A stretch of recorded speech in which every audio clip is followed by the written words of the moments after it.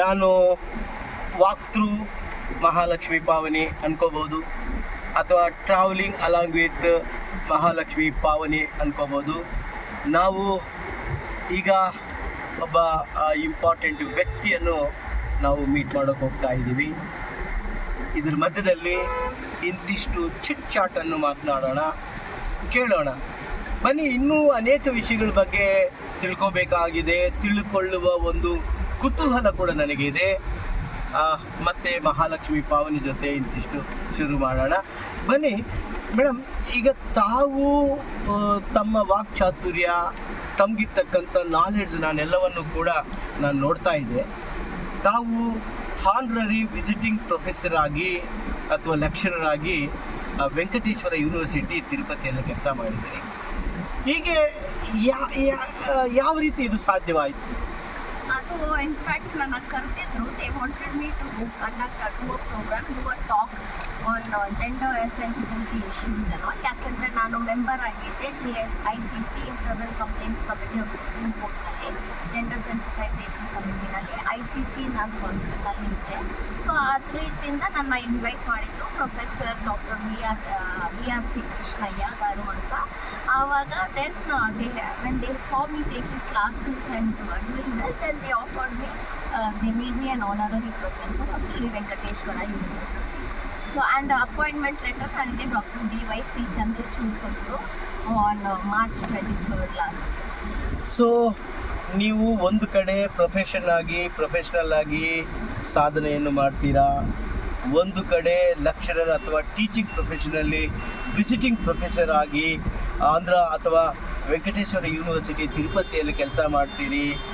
ಹಾಗೆ ಇವೆಲ್ಲವನ್ನು ನೋಡಿ DY ಚಂದ್ರಚೂಡ್ ಅವರು ಕೂಡ, chief justice of supreme court, ಅವರು ಕೂಡ ನಿಮ್ಮನ್ನು ಅಭಿನಂದಿಸ್ತೀರಿ.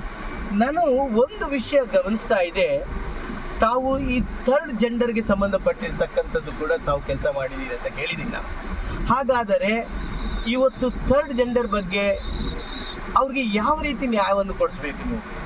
What is your psychological feeling towards the third gender, please? I feel that they have been neglected. Our papa ಏನು ಇದಿಲ್ಲ, fault ಇಲ್ಲ. So it is a natural defect with which they have come into this world, and their rights need to be protected. They have to be recognized as human beings first, because they have always been neglected and they have not been given their due.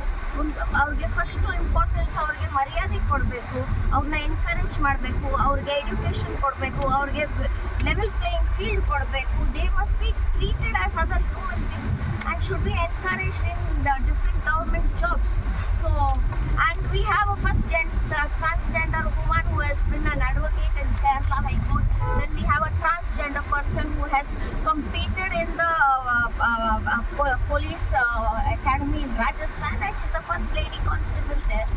So ಈ ಥರ encourage ಮಾಡಿದ್ರೆ ತುಂಬ ಒಳ್ಳೆಯದು ಅಂತ ನೋಡಿ. ಈಗ ನಾವು ಸಾಮಾನ್ಯವಾಗಿ ಹೆಣ್ಣು ಮತ್ತು ಗಂಡು ಅನ್ನುವುದು ನಮಗೆ ಗೊತ್ತಿರ್ತಕ್ಕಂಥ ವಿಚಾರ. ಆದರೆ ಹೆಣ್ಣು ಅಲ್ಲ ಮತ್ತು ಗಂಡು ಅಲ್ಲ, ಈ ಒಂದು ನಪುಂಸಕ ಅಥವಾ ಇದಕ್ಕೆ ಸಂಬಂಧಪಟ್ಟಾಗ ಥರ್ಡ್ ಜೆಂಡರ್ ಅಂತ ನಾವು ಕರಿತೀವಿ.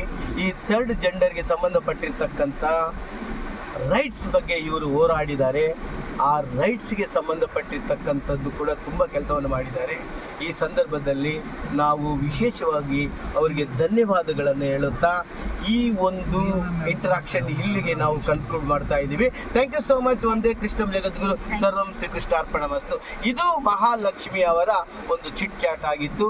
ಬನ್ನಿ, ಮುಂದಿನ ಸಂಚಿಕೆಗಾಗಿ ನೋಡ್ತಾ ಇರಿ doctor Dasari Govinda voice YouTube channel.